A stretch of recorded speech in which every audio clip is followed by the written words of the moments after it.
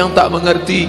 Kenapa hari berubah menjadi bulan, bulan berubah menjadi tahun, tahun berubah menjadi windu, windu berubah menjadi abad? Kenapa? Ya, selagi matahari masih berputar, dunia berputar, ya berputar. Kalau dia berhenti, ya kita mati. Itu jawaban orang yang tak bertuhan. Tapi bagi orang yang beriman, liya'lamallahu alladzina amanu. Allah mau melihat siapa yang imannya masih tetap bertahan. Tas sama-sama kulit, katanya sama-sama buatan Paris. Ketika sehari, seminggu, sebulan, hari menguji keaslian.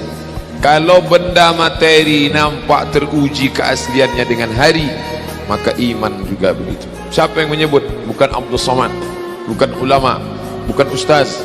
Allah Ta'ala menyebut, liya'lamallahu alladzina amanu. Allah mau menguji siapa yang imannya tetap. Pak Ustaz, kenapa Allah menguji seorang hamba? Apa tak tahu Allah dia beriman atau tidak? Allah Maha tahu. Lalu kenapa diujinya? Allah mau kasih tahu si hamba itu dia layak tidak disebut beriman. Kalau tukang emas, kita bawakan cincin emas, kita mau jual, kita bilang ini emas asli, lalu dia tes, dia bakar pakai api, dia bilang ini asli. Kenapa dia tes? Karena dia tidak tahu itu asli atau tidak. Allah menguji apakah karena Allah tak tahu? Allah Maha tahu. Wa na'lamu ma tuwaswisu bihi nafsuh.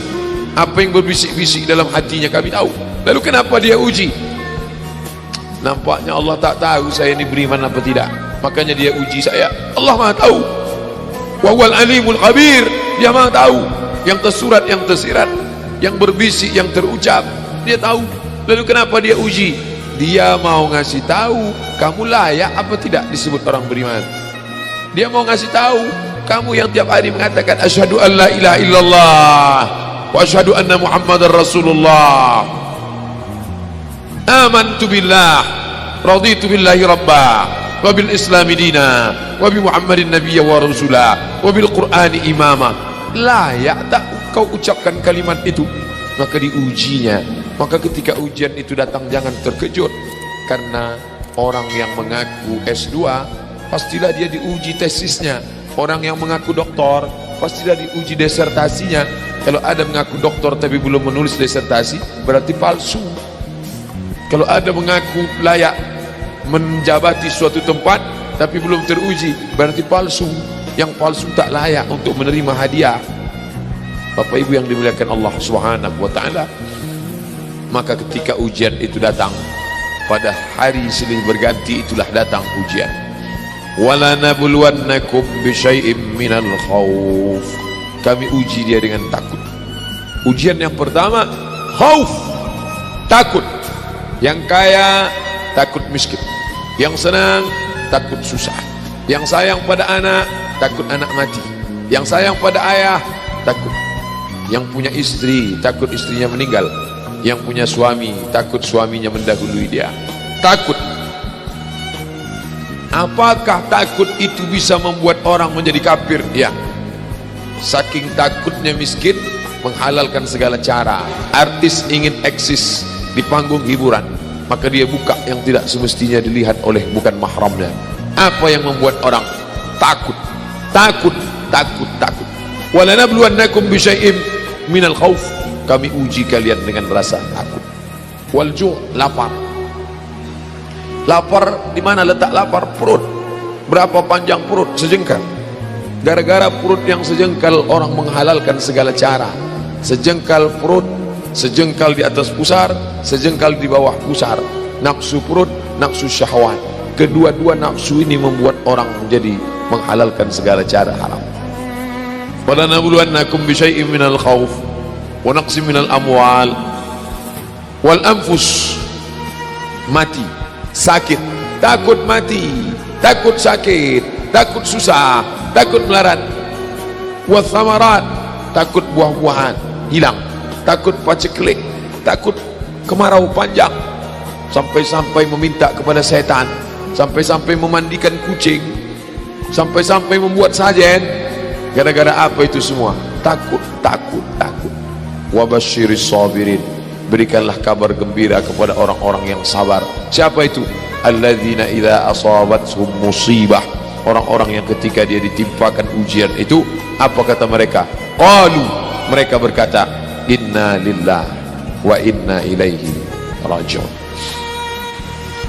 Jangankan harta kami, jangankan anak kami, jangankan suami kami, jangankan rumah kami, jangankan jabatan kami, inna lillah, diri kami ini pun milik Allah, bukan punya kami. Kalau dia yang punya, apa salahnya dia ambil? Maka ketika harta diambil, salah satu yang membuat manusia kehilangan ketika dia merasa memiliki, ini punya saya, ini milik saya. Kalau orang sudah terlampau memiliki, maka ketika hilang muncul kekecewaan, salah sangka. Makanya kita ini selalu sering salah sangka. Kita sangka punya kita, padahal bukan punya kita. Lillahi ma fis samawati wa ma fil ard. Apa yang di langit, apa yang di bumi, lillah, bukan punya kamu. Kenapa? Kalau sampai kita katakan punya kita, lalu ketika dia hilang, kita stres, kita depresi. Orang yang kehilangan anak, dia tidak sedih. Kenapa? Karena itu pergi duluan, nanti dia akan menyusul belakangan. Suami kehilangan istri, dia tak sedih. Kenapa? Karena sudah dibawanya ganti yang baru, Pak Ustaz. Bukan, dia tak sedih. Kenapa?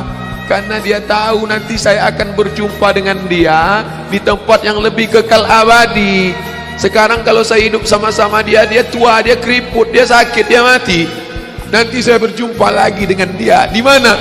Di tempat kekal abadi yang tak pernah sakit, tak pernah mati. Orang beriman itu cuma dua saja. Kalau umurnya panjang, amalnya banyak. Kalau umurnya pendek, dosanya berkurang. Orang kafir bersedih kalau dia mati, ini belum selesai, proyek ini belum selesai. Orang beriman tak sedih. Kenapa? Akan dilanjutkan orang lain.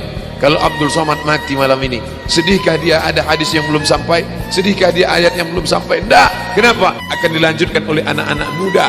Satu meninggal, 1000 anak muda akan melanjutkan. Apa yang dia sedihkan? Justru dia bersyukur. Kenapa? Dengan mati malam ini, besok dosa tak bertambah. Dengan mati malam ini, besok tak menengok orang pakai celana sempit lagi. Besok tak menengok orang pakai celana pendek lagi. Selesai dosanya. Allahumma ja'alil hayata ziyadatan li fi kulli khair. Kalau kau tambah umurku hidup besok pagi, tambahkan kebaikan bertambah. Wa ja'alil mauta rahatan li min kulli syarr. Kalau kau takdirkan mati malam ini, berhenti dari dosa, istirahat dari perbuatan maksiat.